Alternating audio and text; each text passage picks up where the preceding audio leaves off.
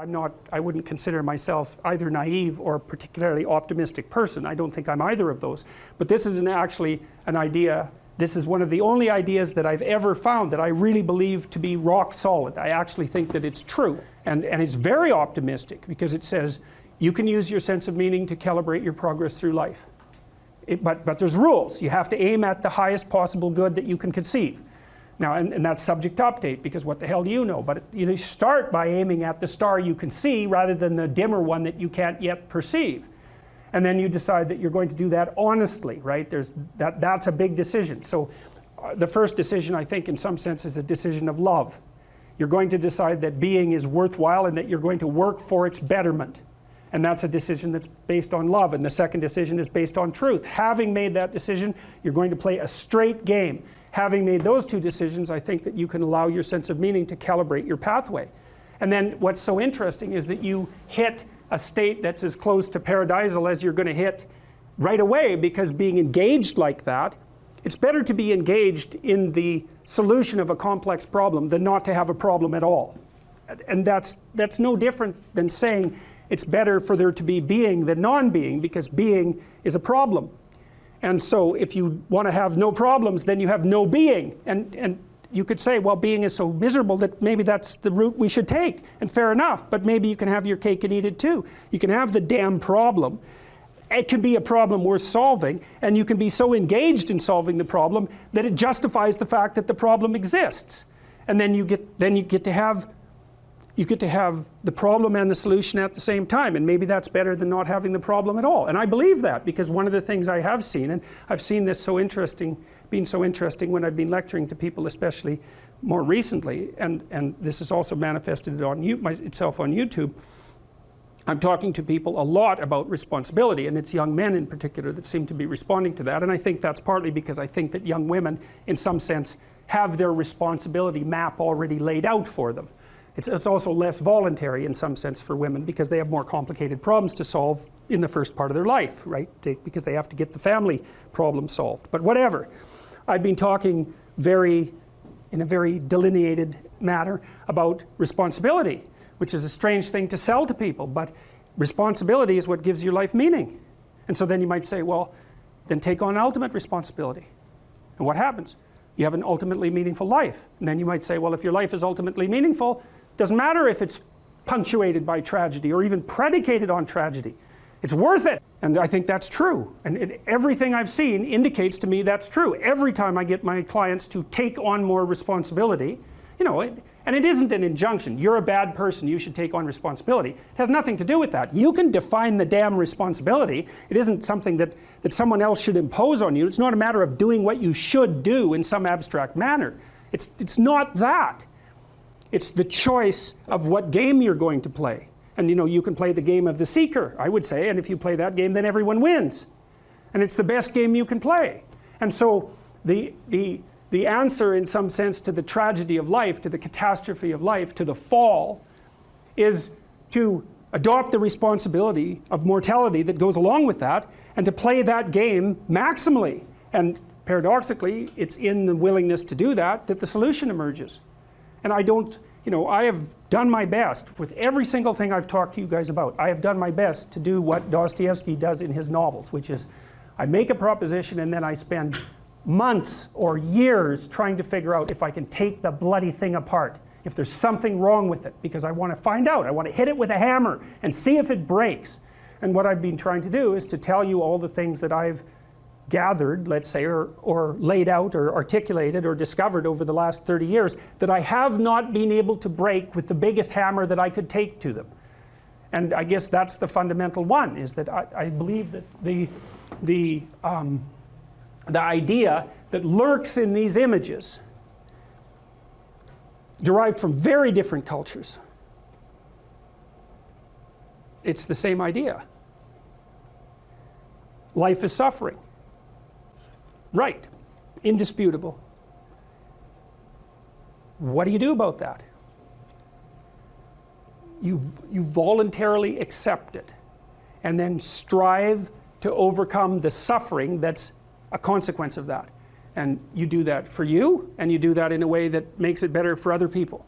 And then that works. And one question might be, well, how well does it work? And the answer is, the only way that you can find out is by trying it.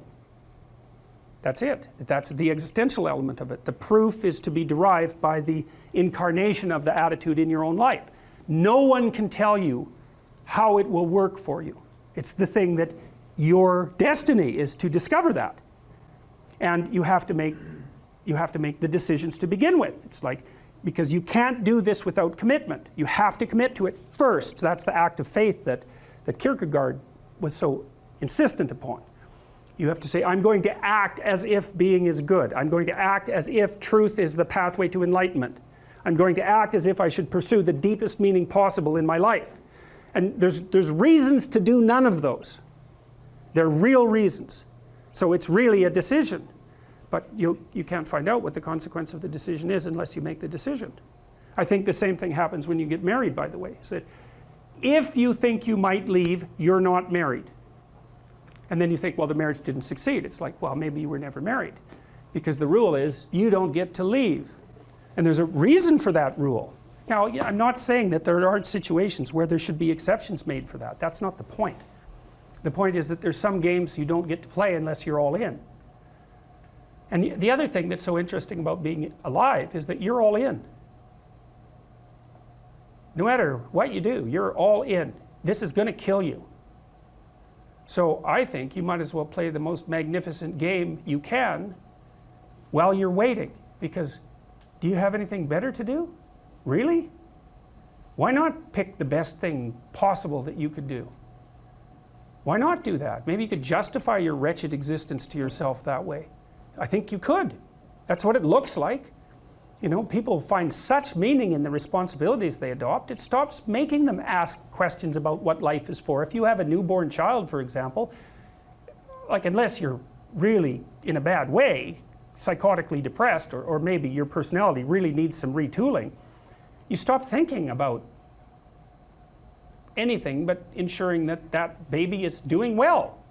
And if someone comes along and asks you an existential question about your commitment to that, the right response is, why are you asking me such stupid questions when this is manifesting itself right in front of your eyes? Like, how blind can you be? That isn't a time for questions about the meaning of life. The answer is right in front of you. And if you can't see it, it's not because life has no meaning, it's because you're blind. I mean, that's what the image of the Virgin Mother and the child is all about. It's like, what's the answer to the meaning of life? Here's an answer. It's like, well, I'm going to criticize that. Well, go right ahead. You know, it's like what you're like a what do you call that? A termite gnawing on a temple. There's no utility in that sort of criticism. It's blindness. And it's the same thing with regards to the path of the hero. It's like it glistens in front of you and you can criticize it. It's like, fine. Put the cart before the horse and see how far you get. So I thought, to bring full closure to the class, I was trying to solve this terrible puzzle that confronted me and many other people about how it was that human beings got themselves in such a tangle about what they believed. Such a tangle that we were pointing the ultimate weapons of destruction at one another, which, by the way, we are still doing. And I thought, okay, well, I understand that. We need our belief systems. They orient us. And that means there will be conflict between belief systems, and that can be a catastrophe. And that's being played out everywhere, again, in very many ways. What's the solution to that? Well, one possibility is there's no solution. It's just mayhem all the way around. Could be the case. But it seemed to me, as I delved into it, that the proper solution to that was to live properly as an individual. Because you're more powerful than you think. Way more powerful than you think. I mean, God only knows what you are in the final analysis. You're blind to your own weaknesses, but you're also blind to your own strengths. And so then I think, well, if you got your act together, it'd be better for you, and instantly it would be better for your family, assuming they wanted you to get your act together, and not everyone does, and then it would be better for the community. It's like, how far could you take that? If you stopped wasting time, and if you stopped lying, and if you oriented yourself to to the highest possible good that you could conceive of, and you committed to that, how much good could you do? Well, I would say, why don't you find out? So that's what I think you should do. You should find out. You don't have anything better to do, and there's nothing in it, as far as I've been able to tell, there's nothing in it but good. So maybe you could sort yourself out so that you wanted nothing but the good, and then maybe you could help make that manifest in the world, and maybe we wouldn't have all these terrible problems then. At least we'd have fewer of them, and that would be a start. So it's the answer to the problem of humanity is the integrity of the individual. That's the answer. So, and states that are predicated on that realization are healthy. So, and states that aren't are doomed to stagnation and catastrophic collapse.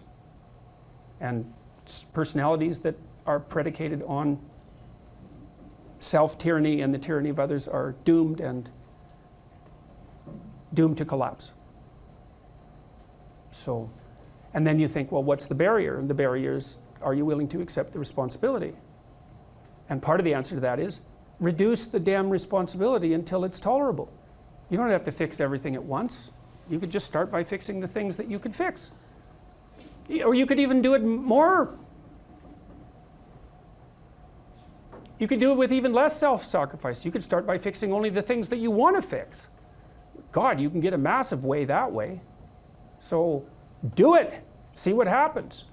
That's what you should have been taught in university right from the beginning. It's like, aim at the highest good. Tool yourself into something that can attain it. And go out there and manifest it in the world. And everything that comes your way will be a blessing. And so all you have to do is give up your resentment and your hatred. I know that's a hard thing to give up because you have plenty of reason for it. That's probably a good place to stop. So it was a pleasure. In Alice in Wonderland, when Alice goes down the rabbit hole, that's the underworld, right? So now she's gone into the substructure of being. And she meets the Red Queen. And the Red Queen is Mother Nature. And Mother Nature is running around yelling, off with their heads, off with their heads, which is, of course, what Mother Nature does. And she tells Alice, in my kingdom, you have to run as fast as you can just to stay in the same place. And that's exactly right. And that's a description of, in fact, evolutionary biologists and psychologists have picked up on that phrase. They call it the Red Queen problem. And the Red Queen problem is everything's after you all the time and you're not smart enough to do anything about it or enough about it. And so that's a permanent existential problem. So how do you deal with that? You've got a biological structure. So your embodiment is part of the solution to the problem. And then you're enculturated. And because you're enculturated, you're taught a lot of things that you need to know, but mostly what you're taught is how to communicate with other people in an acceptable manner. And then once you can communicate with people in an acceptable manner, then you can outsource your problems constantly, which you're doing constantly. And so we're in this continual dynamic exchange of problem solving. So if you're a socialized person, that's what you get access to. And that's something to know if you're going to have kids. And I mentioned this, I think, in a previous lecture.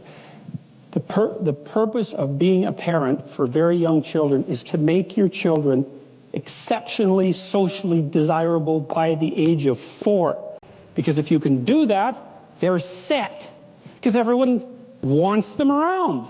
And as soon as everybody wants them around, they want to play with them, they want to cooperate with them, they want to compete with them. It's like the door is open, and they stay sane because they've got all sorts of people who actually like them that are helping them out. And so that's your goal, is to make them as socially acceptable as you possibly can, as socially desirable as you possibly can. And that doesn't mean you render them obedient without spirit, right? That's a tyrant's mode of enforcing social acceptability. It's like, never do anything wrong.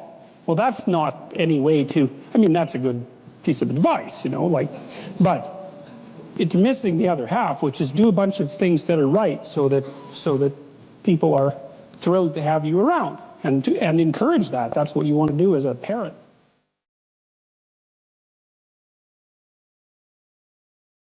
It doesn't matter what your personal circumstances are. There's always something that isn't right near you, isn't correct, isn't laid out properly, that you could just fix if you wanted to.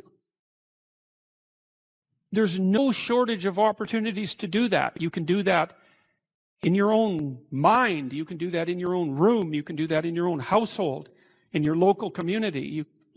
And maybe if you get good at doing it at all those levels, then you can start to look beyond that.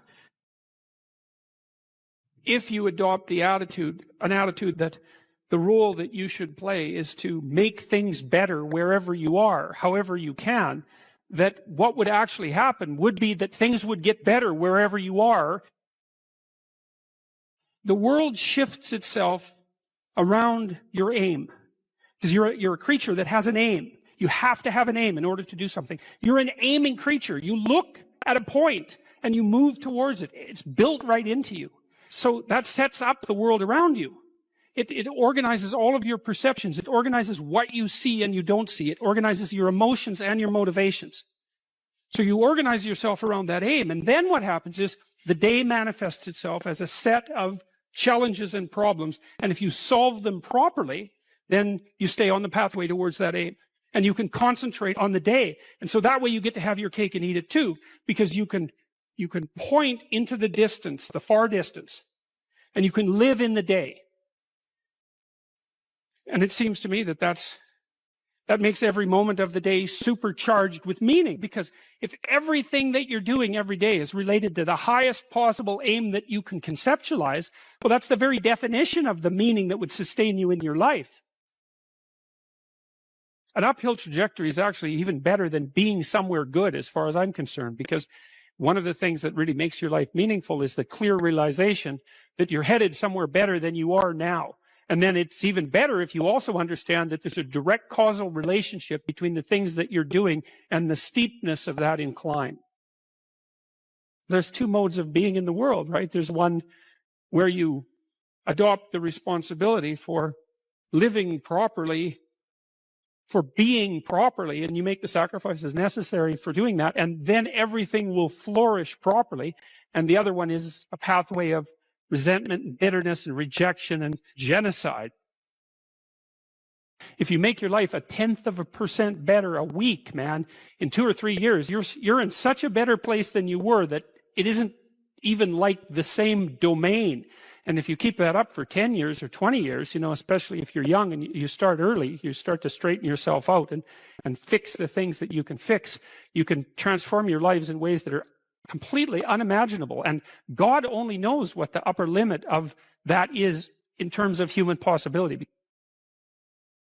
What you're actually made of, what you're made of is what you encounter when you voluntarily encounter the unknown. And so the more you voluntarily encounter the unknown, the more you get made of. And the more you get made of, the more there is to you. And then the more you're good at encountering the unknown and restructuring order and calling forth proper order out of the potential of being. And God, you got to think, why wouldn't you do that since you can do that? The fact that you're fragile is actually a precondition for your heroism, because if you weren't fragile, then there'd be nothing heroic about doing something difficult, right? Because if you couldn't be hurt or damaged or defeated or end up in failure, then where's the moral courage in the endeavor?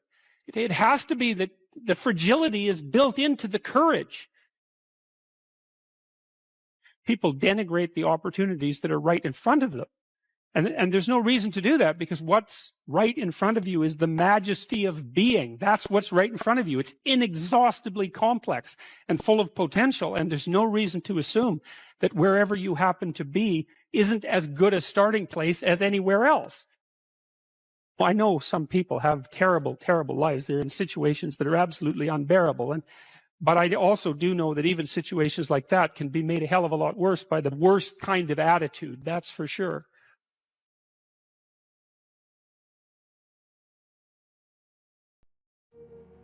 You need structure, you need predictability, and you need more of it than you think, just to keep you sane.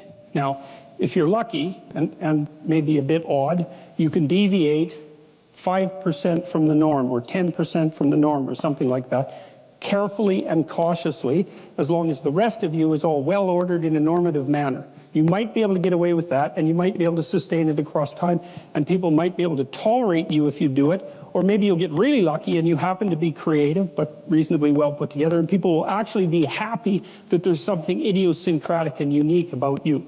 But even under those circumstances, mostly what you want is to have a routine that's disciplined, that's predictable, and bloody well stick to it. You're going to be way healthier and happier and saner if you do that. And then the other thing that you need, because this is one of the things the psychoanalysts got wrong, I think, is that they overestimated the degree to which sanity was a consequence of being properly structured internally, you know? Because from the psychoanalytic point of view, you're sort of an ego, and that ego is inside you. And of course, it rests on an unconscious structure, but the purpose of psychoanalysis is to sort out that unconscious structure and the ego on top of it, and to make you a fully functioning and autonomous individual. But there's a problem with that, because the reason that you're sane as a fully functional and autonomous human being isn't because you've organized your psyche, even though that's important. The reason that you're sane if you have a well-organized unconscious and ego is because other people can tolerate having you around for reasonably extensive periods of time, and will cuff you across the back of the head every time you do something so stupid that people will dislike you permanently if you continue.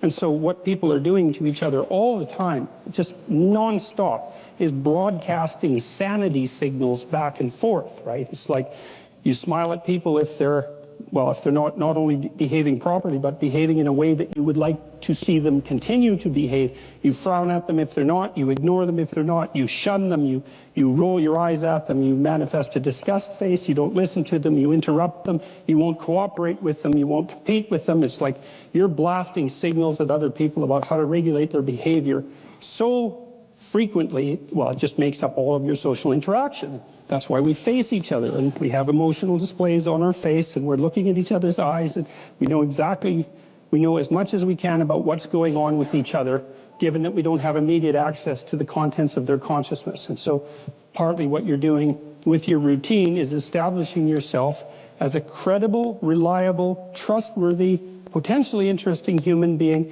who isn't going to do anything too erratic at any moment. And everyone else is around there tapping you into shape, making sure that that's exactly what you are. And that's how you stay sane. And so what happens to people too, if they don't have a routine and they get isolated, is they start to drift.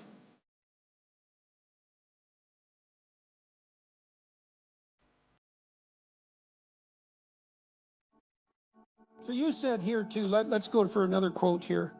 Throughout your life, this is very practical advice too, and I think it's very wise from a therapeutic perspective. Throughout your life, you have people you look up to.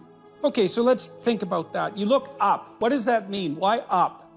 Well, up is something that beckons from a distance. It's like a light on a hill, and we automatically assume that those who we admire are people we look up to. So that specifies a distance and a direction, and it's uphill. It's up toward a higher vista, let's say. So there are automatically people who elicit that spirit in you. You have noticed the way. Might also imply that there's some sense of struggle required to get to that point, because it's easier to go downhill than it is uphill.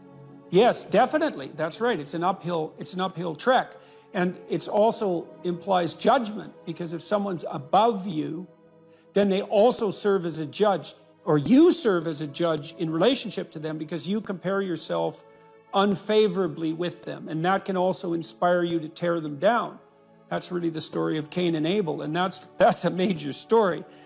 You have noticed the way a teacher, parent, coworker, mentor, or friend interacts with others, and you come away thinking, that behavior simply works better. They are respected, admired, and successful. And you find yourself wondering why that is. You do if you're a little bit humble instead of being envious, right? Because otherwise you think, well, that damn crook, he just stole his position, and that's why he's got it. But if you're a bit humble, you might think, well, no, that guy looks successful. Maybe he knows something I don't. You are noticing attributes and character traits that are good and worth aspiring to. You are noticing attributes that make certain people more successful than others. You are noticing what a hero looks like.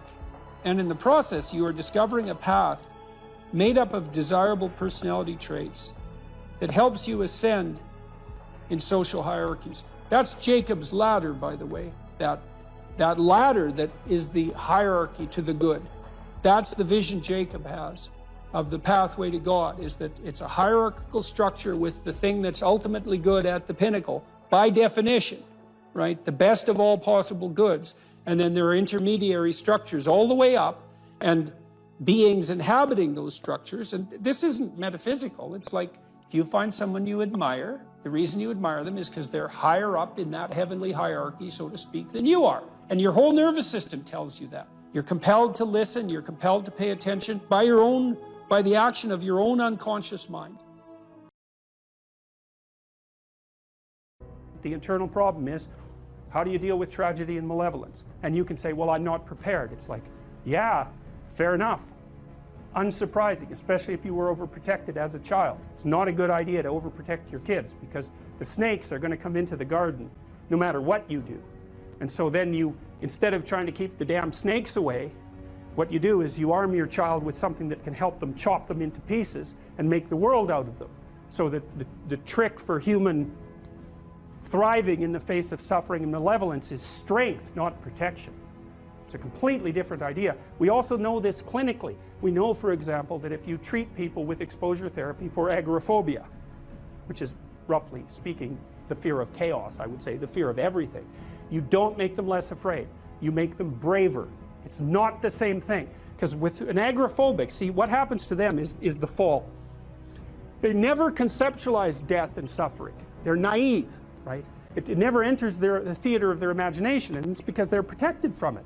But then something happens. This often happens to women in their 40s, because they're the people most likely to develop agoraphobia. Something happens. They've been protected from chaos by authority their entire life. So maybe they had an overprotective father, and then they went to an overprotective boyfriend, and then they went to an overprotective husband. And maybe they were willing to be subjugated to all three of those because of the protection, right? So that's the bargain. They stay weak and dependent, and maybe they have to, because that's the only way they can appeal to the person who's hyperprotective. But the price they pay for that is that they're not sufficiently competent. And then something happens in their life, often in their 40s. They develop heart palpitations, maybe as a consequence of menopause. Their heart starts to beat erratically, and they think, oh no, death. It's like, well, who are you going to talk to about that? Right? There's no protection from authority for that. Or maybe their friend gets divorced, or maybe their sister dies, or something like that. It brings up the specter of mortality, and maybe the specter of malevolence and mortality, and it brings it up in a way that authority, recourse to authority, cannot solve. And so then they have panic attacks. What happens? They go out, they get afraid, they feel their heart beating, then they get afraid of their heart beating because they think, oh no, I'm going to die, and they think, oh no, I'm going to die, and I'm going to make a fool of myself while I'm doing it and attract a lot of attention. So the two big fears come up: mortality and social judgment. And then they have a panic attack. It's like fight or flight's gone out of control. Very, very unpleasant. Then they start to avoid the places they've had a panic attack. Then they end up not being able to go anywhere. So then Tiamat has come back, right? A huge monster, a little victim. And so what do you do with them? Well, there's no saying, no, there's no Tiamat. That's done, right? Their naivety is over. They've had a direct contact with the threat of mortality and social judgment. They've met the terrible mother, and they've met the terrible father. And there's no going back. There's no saying, oh, the world is safe. It's not safe. Not at all. It's not safe. The fact that you think it's safe means that you were living in an unconscious bubble that was sort of provided to you by your culture. It's a gift. And now that's been shattered. And so now what do you do? Well, the answer is you retreat until you're in your house and there's nowhere you can go. You're the ultimate frozen rabbit, right? And your life is hell because you can't function. The alternative is, let's take apart the things you're afraid of. Let's expose you to them, carefully and programmatically. And then you'll learn that you're actually tougher than you think. You never knew that. And maybe you didn't want to take on the responsibility because, people play a role in their own demise, so to speak. When you had opportunity to go out and explore or withdraw because you were afraid, you chose to withdraw because you were afraid. So it's not only that you were overprotected often, it's that you were willing to take advantage of the fact that you were overprotected and run back there whenever you had the opportunity. You know, so maybe you're a kid in the playground, right, and you're having some trouble with other kids, and you know in the back of your mind, I should deal with this myself, but you go and tell your mom and get her to intervene. And you know that that's not right. You know that you're breaking the social contract, but it's easier, and so that's what you do. You run off to an authority figure and hide behind the Great Father, roughly speaking. Well, the problem with that is you don't learn how to do it yourself. So then you have to relearn it painfully when you're 40. So then you take people out. You say, well, what are you afraid of? Rank it from 1 to 10. So 10 is, make a list of 10 things you're afraid of. The thing you're least afraid of we'll call number 10. So we'll start with that. Okay, well, I'm afraid of elevators. Okay, well, let's look at a picture of an elevator. Let's have you imagine being in an elevator. Let's go out to an elevator and let you watch the terrible jaws of death open, because that's how you're responding to it symbolically, right? And you're going to do that at the closest proximity you can manage. You find out, you go do that, it works. You're nervous as hell, especially from an anticipatory perspective. Shaking. You go out, you stop, you watch it happen, and you actually calm down. You do that 10 times and it no longer bothers you. Well, what you've learned that you didn't die, but more importantly than that, you've learned that you could withstand the threat of death. That's what you've learned. And then you move a little closer, and then you move a little closer, and then you move a little closer, and finally you're back in what's no longer the elevator from a symbolic perspective. It's a tomb, right? It's a place of enclosure and isolation. And you learn, turns out I can withstand that. And then you're much more together, much more confident. And that's often one of the things that often happens in situations like that. I've seen this multiple times, is that if you run someone through an exposure training process like that and toughen them up, they'll often start standing up to people around them in a way they never did before, because they wouldn't stand up for themselves before, because they weren't willing to undermine the protection. See, if you're protecting me, I can't bother you, because I can't afford to forsake your protection. So if I'm going to play that game, I'm going to hide behind you, then I can't challenge you.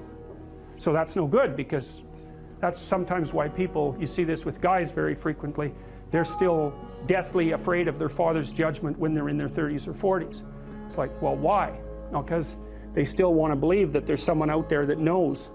And so they're willing to accept the subjugation, because it doesn't force them to challenge the idea that there's someone out there that knows. Because that's the advantage of having your father as a judge, right? Because he knows. Well, what if he doesn't? What if no one knows any better than you? Well, that's a rough thing. You don't, until you realize that, you're not an adult, right? That's really technically the point of realization of adulthood, is that no one actually knows what you should do more than you do. I mean, it's a horrible realization, because what the hell do you know? It's a terrible realization, and people will often pick slavery, permanent slavery, to the spirit of the Great Father, let's say, over that realization, and it's completely understandable. But the problem with it is that there's more to you than you think, and so if you continue to hide behind that figure, then you never have a chance to understand that there's more to you than you think, far more to you than you think. Maybe there's enough to you so that you can actually withstand the threat of mortality without collapsing. Maybe even withstand the threat of malevolence without collapsing. Who knows? It's certainly possible. And it's not an abstract question. It's exactly the sort of question that you address in the psychotherapeutic process. It's always the question that you address. And the answer is often in the affirmative, because people can get unbelievably tough. And you know that because people work in emergency wards in hospitals, right? Or they work in palliative care wards, or they work as mortuary assistants. I mean, these people have bloody rough jobs, you know, or they're on the front line of police investigation into, you know, heinous child abuse crimes, and so they're confronting malevolence on a regular basis. And, you know, those are very stressful jobs, but people do them. And some people do them without even being damaged by them, although that's a harder thing, because you can see horrible things, you know, things you'll never forget.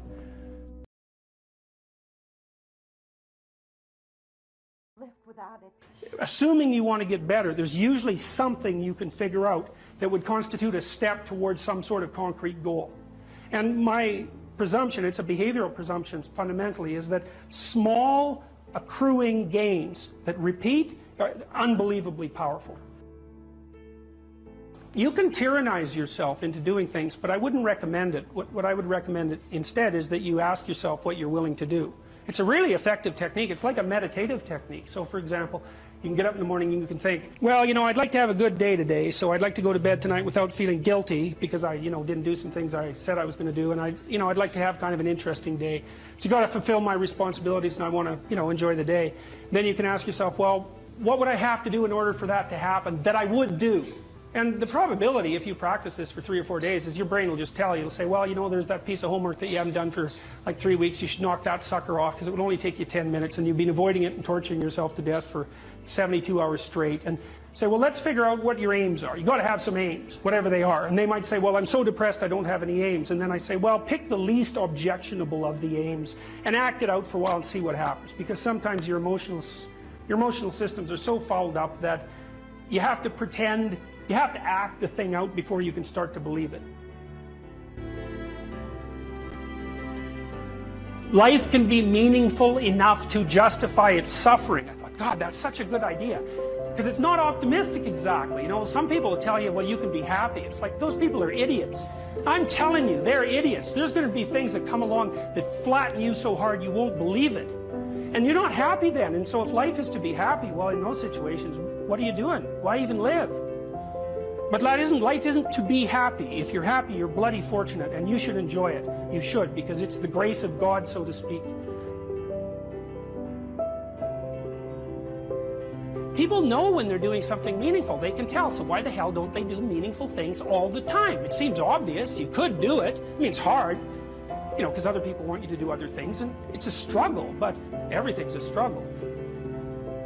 Oh, I get it. I see why. It took me about 10 years to figure this out. People have a choice. Choice number one, nothing you do means anything. Well, that's kind of a drag, right? It's meaninglessness of life and all that, existential angst. You know, that's kind of a pain. But the upside of nothing that you do is meaningful is you don't have to do anything. You've got no responsibility. Now, you have to suffer because things are meaningless, but that's a small price to pay. The alternative is everything you do matters. Really. If you make a mistake, it's a real mistake.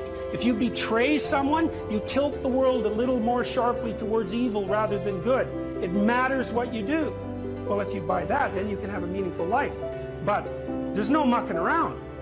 It means responsibility. It means that the decisions you make are important.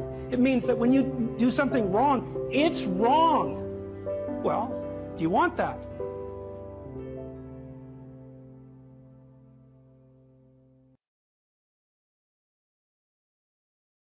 If you concentrate solely on your career, you can get a long way in your career. And I would say that that's a strategy that a minority of men preferentially do. That's all they do. They work like 70, 80 hours a week. They go flat out on their career. They're staking everything on the small probability of exceptional status in a narrow domain. But it's hard on them. They don't have a life. It's very difficult for them to have a family. They don't know how to take any leisure activity. Like, they get very one-dimensional. Now, it may be that that unidimensionality is the price you have to pay to be exceptional at one thing, right? Because if you're going to be something like a genius-level mathematician, and you want to do that or a scientist, say, it's like you're in your lab all the time, you're working 70 hours a week or 80 hours a week, you're smart, you're dedicated, you're unidimensional, and that's how you get to beat all the other people who are doing that. It's the only way. But the problem is you don't get a life. Now, if you love being a scientist and you have that kind of focus of mind, well, first of all, you're a rare person, and second, you're going to pay for it. But fine, more power to you. But it's a risky business to do that. You sacrifice a lot for it. You know, and I would say most often, if you're speaking about having a healthy life, that isn't what you do. You spread yourself out more. So, you know, you have a family, you have some things that you do outside of work that are meaningful to you and useful. You have a network of friends. Well, those 3 things alone, or 4 things alone, are plenty to keep you well oriented. And then if one of those things collapses, you know, everything doesn't go. Now, the price you pay for that is the more you strive to optimize that balance, the less likely you are to be fantastically successful at any single one of them. But you might have a very, you know, if you consider your life as a whole, that might be a winning strategy. One of the things Carl Jung said, I really liked this. He thought that men went after perfection and women went after wholeness. There's something different at the top of the value hierarchy. So perfection would be stake it all on one thing and look for radical success. Not that all men do that, because they don't, but we're talking about extremes, at least with regards to the men that do that. The wholeness idea is more like, well, it's like I want one thing in my life to be 150%, or I want 5 things in my life to be 80%. Well, there's a lot more richness in a life where you have 5 things operating at 80%, but you're not operating at any of them at 150%. So, and I really believe this because I've watched men and women go through their careers now for a long period of time, and one of the things that, there's lots of things that produce this, but one of the things that I've noticed is that mostly women in their 30s bail out of unidimensional careers. They won't do them. They won't put in the 80 hours a week that they would have to put in order to dominate that particular area. And it isn't, the reason that they won't do it is because they decide it's not worth it. And no wonder, because why would that be worth it? You have to ask yourself that. It's like, well, you want to be an outstanding scientist. It's like, okay, really, that's what you want, because that means that's what you do, because you're competing with other people. You know, they're smart, they're hardworking, and if you want to be at the top, you have to be smarter and work harder than any of them. And working hard means working long hours. I mean, it also means working diligently, but in the final analysis, it's also an additive issue. If I'm smart and hardworking and I can crank out for 70 hours a week, and you do it for 30, it's like, in 2 years, I'm so far ahead of you, you will never, ever catch up. So, anyways. And I think partly, maybe part of the reason too that women are oriented that way more than men, I think there's 2 reasons. One is socioeconomic status does not make women more attractive on the mating market, but it does make men more attractive. And the second is women's time frame is compressed, right? Because guys can always say, well, I'll have kids later. And they can say that till they're like 80. Whereas women, it's like, no way, man. You got to get it together by the time you're, let's say 40, but really probably by 35, but definitely by 40, because otherwise it ain't happening. And that's bloody dreadful. One of the common routes to extreme unhappiness is to want children and not have them. I wouldn't recommend that. You know, you see couples who are in their 30s. 1 couple in 3 over the age of 30 has fertility problems. That's defined as inability to conceive after 1 year of trying. 1 in 3. So it's worth thinking about, because people are very, very unhappy if they want to have kids and then they can't. Man, you're in the medical mill for 10 years if that's what happens to you. We've got a hypothesis that we're still working out that's supported to some degree by the relevant literature. So imagine that you're looking for a stable partner, right? So you might think, well, what do you want in a stable partner? And at least in principle, one of the things you don't want is too much mismatch between you and that person on the 5 fundamental dimensions. So for example, if you're really extroverted and you have a really introverted partner, you're going to engage in continual conflict about how much social activity the 2 of you should subject yourself to. And it's very, very difficult for people who widely differ on those dimensions to come to consensus, because it's not just a matter of opinion, right? It's really a matter of different, if you're looking at extremes, of really different types of people. And the thing about introverts is they just don't enjoy large-scale social interaction that much. One-on-one they're often fine, but in a group they don't like that, and it tires them out. Whereas a real extrovert, it's like you isolate them and they just wither on the vine, because a huge part of what actually motivates them in a positive way is tangled up with social interaction. And so if you're an agreeable person and you have a particularly disagreeable partner, you're also going to run into problems, because the agreeable person will say whatever you want, whenever, and the disagreeable person will say, well, I'd like to know what the hell you want for a change, and be much more harsh and much more demanding in the situation. And the agreeable person is going to find the disagreeable person harsh and unpleasant, and the disagreeable person is going to find the agreeable person wishy-washy and unable to stand up for themselves. And again, that's actually one of the primary sources of tension between men and women, because women tend to be higher in agreeableness than men. It's about half a standard deviation, which is quite a large difference by psychological standards. And so What that means, I probably haven't got the statistic quite right. If you have a group of men and women and you pick out random pairs, the woman is going to be more agreeable than the man 60% of the time. So that's not an overwhelming proportion, but it's reliable, and it's quite large by psychological standards. So there's the problem with agreeableness. With conscientiousness, well, if you're conscientious, you're industrious and orderly. And orderly people seem to be sensitive to disgust, which is something we'll talk about in detail later. We've had a hard time specifying exactly what makes industrious people industrious, because it's hard to come up with an animal model for that sort of thing, and there's no theoretical model. But our latest idea is that, it's not my idea, it's actually the idea of my graduate student, Christine Brophy, is that industrious people find it unpleasant and unsettling to not be doing something.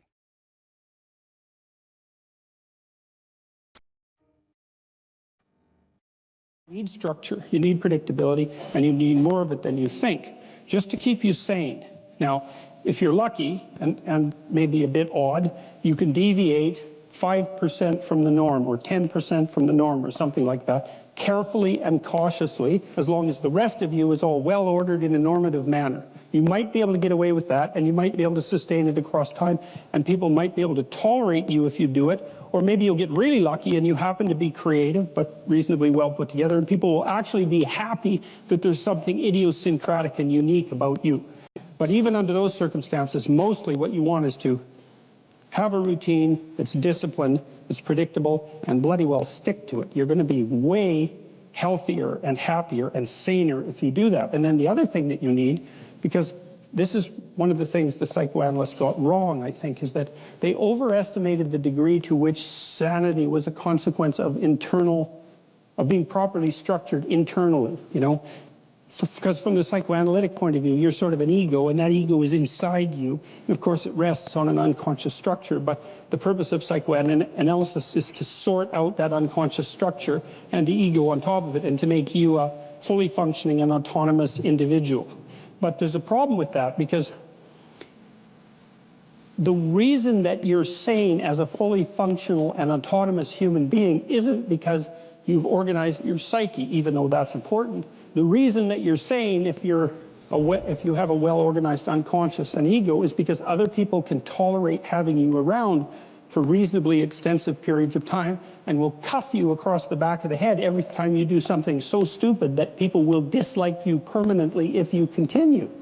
And so what people are doing to each other all the time, just non-stop, is broadcasting sanity signals back and forth, right? It's like you smile at people if they're not only behaving properly, but behaving in a way that you would like to see them continue to behave. You frown at them if they're not, you ignore them if they're not, you shun them, you roll your eyes at them, you manifest a disgust face, you don't listen to them, you interrupt them, you won't cooperate with them, you won't compete with them. It's like you're blasting signals at other people about how to regulate their behavior so frequently, well, it just makes up all of your social interaction. That's why we face each other, and we have emotional displays on our face, and we're looking at each other's eyes, and we know as much as we can about what's going on with each other, given that we don't have immediate access to the contents of their consciousness. And so partly what you're doing with your routine is establishing yourself as a credible, reliable, trustworthy, potentially interesting human being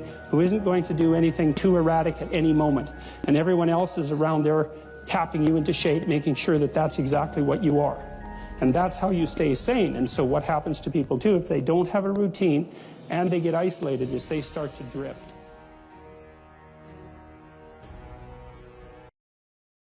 So there's this weird dynamic that's part of the existential system of ideas between human vulnerability, social judgment, both of which are major causes of suffering, and the failure of individuals to adopt the responsibility that they know they should adopt. It isn't merely that your fate depends on whether or not you get your act together and to what degree you decide that you're going to live out your own genuine being. It isn't only your fate. It's the fate of everyone that you're networked with. And so, you know, you think, well, there's 9 billion, 7 billion people in the world. We're going to peak at about 9 billion, by the way, and then it'll decline rapidly. But 7 billion people in the world, and who are you? You're just one little dust mote among that 7 billion, and so it really doesn't matter what you do or don't do, but that's simply not the case.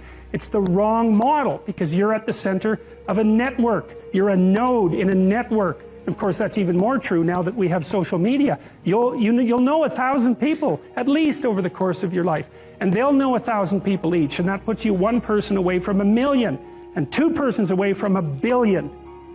And so that's how you're connected, and the things you do, they're like dropping a stone in a pond. The ripples move outward, and they affect things in ways that you can't fully comprehend, and it means that the things that you do and that you don't do are far more important than you think. And so if you act that way, of course, the terror of realizing that is that it actually starts to matter what you do, and you might say, well, that's better than living a meaningless existence. It's better for it to matter. But I mean, if you really asked yourself, would you be so sure if you had the choice? I can live with no responsibility whatsoever. The price I pay is that nothing matters. Or I can reverse it and everything matters. But I have to take the responsibility that's associated with that. It's not so obvious to me that people would take the meaningful path. You know, when you say, well, nihilists suffer dreadfully because there's no meaning in their life, and they still suffer. Yeah, but the advantage is they have no responsibility. So that's the payoff, and I actually think that's the motivation. Say, well, I can't help being nihilistic. All my belief systems have collapsed. It's like, yeah, maybe. Maybe you've just allowed them to collapse because it's a hell of a lot easier than acting them out. And the price you pay is some meaningless suffering, but you can always whine about that and people will feel sorry for you, and you have the option of taking the pathway of the martyr, so that's a pretty good deal, all things considered, especially when the alternative is to bear your burden properly and to live forthrightly in the world. Well, what Solzhenitsyn figured out, and so many people in the 20th century, it's not just him, even though he's the best example, is that if you live a pathological life, you pathologize your society. And if enough people do that, then it's hell. Really, really. And you can read the Gulag Archipelago if you have the fortitude to do that, and you'll see exactly what hell is like. And then you can decide if that's a place you'd like to visit, or even more importantly, if it's a place you'd like to visit and take all your family and friends. Because that's what happened in the 20th century.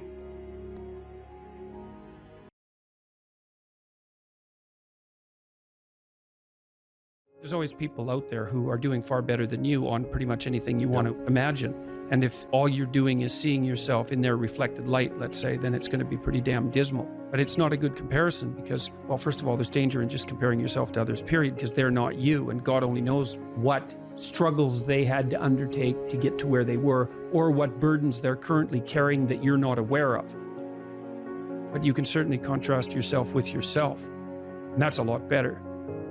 It is the only way. Well, it's also the only way of really measuring anything approximating proper improvement. You can actually tell when you're a little better than you were yesterday. Right.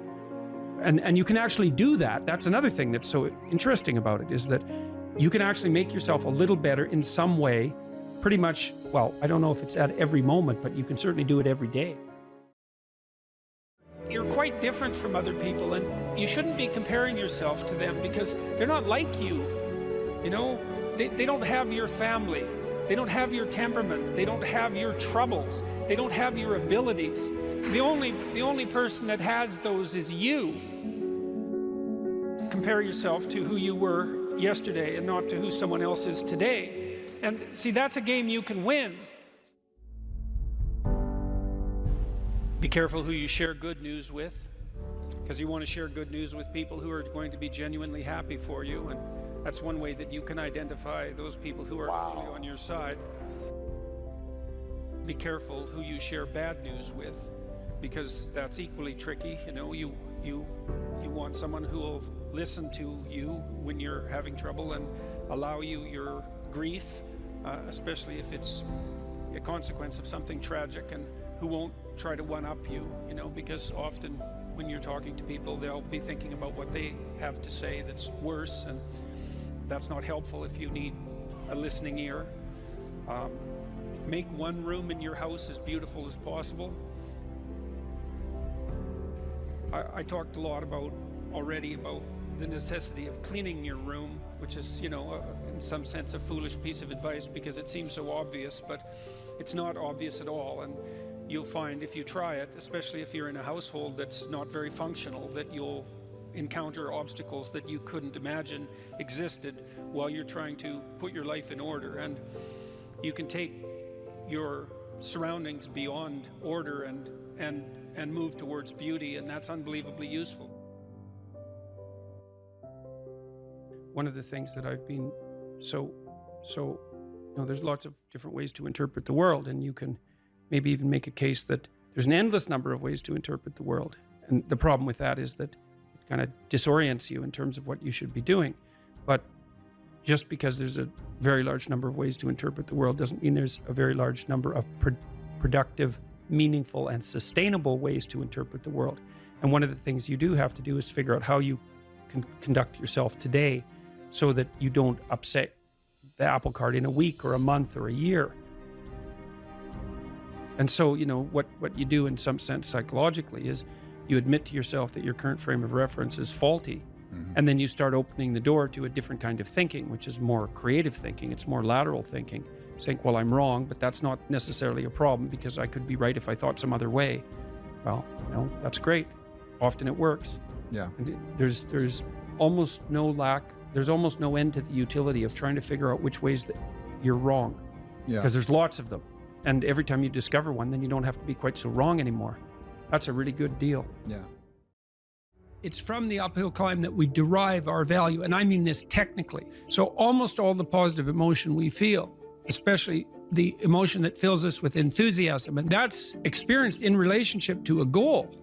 And so in some sense, you want a goal that you can never attain. So you can always move closer to the goal that recedes as you move towards it. You think, well, that's frustrating. It's like Sisyphus pushing the rock uphill. But it's not, because as you pursue that goal, you put yourself together and your life does get better and richer and more abundant. And that's why the highest levels of virtue and goal are in some sense transcendent. You want them to be above everything you're doing so you can continually move towards something that's more sublime and better. That's what you are. You're here to live, not to sleep. And the problem with the vision of Mai Tais on the beach is that, well, first of all, that's a vision of drug-induced unconsciousness. Second, it's only going to work for about a week. Third, you're going to be a laughingstock in a month and depressed and aimless and goalless. You want a horizon of ever expanding possibility. And so it does happen to people because they've staked their soul on the attainment of an instrumental goal. And it can be a pretty high order goal, but then you think, now I'm there, now what? Well, the answer can't be, well, I'm going to live in the lap of luxury and never have to leave the face. What do you want to be, a giant infant with a gold bottle? You never have to do anything but lay in your back and suck. It's like, you see the problem with that as a conceptualization. It's no, you want to be like an active warrior moving uphill with your sword in hand. And that's dynamic, that's exciting. Lay a disciplinary structure on yourself. Get the chaos in check. And then you can move towards a state that's freer. It's discipline first. Like, look, if you're going to become a concert pianist, there's going to be several thousand hours of extraordinarily disciplined practice. That's the imposition of order on your potential, let's say. But what comes out of that is a much grander freedom. And so in virtually every freedom that you have in life that's true freedom is purchased at the price of discipline. But it's not some casual self-help doctrine. It's that if you don't organize yourself properly, you'll pay for it, and in a big way, and so will the people around you. And I would say, start where you can start. If something announces itself to you as in need of repair, that you could repair, then hey, fix it. You fix 100 things like that, your life will be a lot different. I often tell people too, fix the things you repeat every day, because people tend to think of those as trivial. You get up, you brush your teeth, you have your breakfast, you have your routines that you go through every day. Well, those probably constitute 50% of your life. And people think, well, they're mundane, I don't need to pay attention to them. It's like, no, that's exactly wrong. The things you do every day, those are the most important things you do, hands down. People are afraid of the truth because often if you reveal it, it causes conflict in the moment. Telling the truth is definitely an adventure. Seeking for sure, but also telling. Another way of going about it is to just say what you think and see what happens. That's an adventure because you don't know what the outcome is going to be. So look, there's this old idea that it's necessary to have faith in the truth. And so here's a way of thinking about that. Someone asks you a question and you might think, well, here's the outcome I want, and so here's how I'm going to answer that question. So that's one way of approaching it. But another way of approaching it is, you ask me a question, I'm going to think about the answer, and I'm just going to tell you what I think. And it doesn't matter what the outcome is, because I'm willing to see what the outcome will be, predicated on the idea that there isn't a better outcome than the one that truth produces.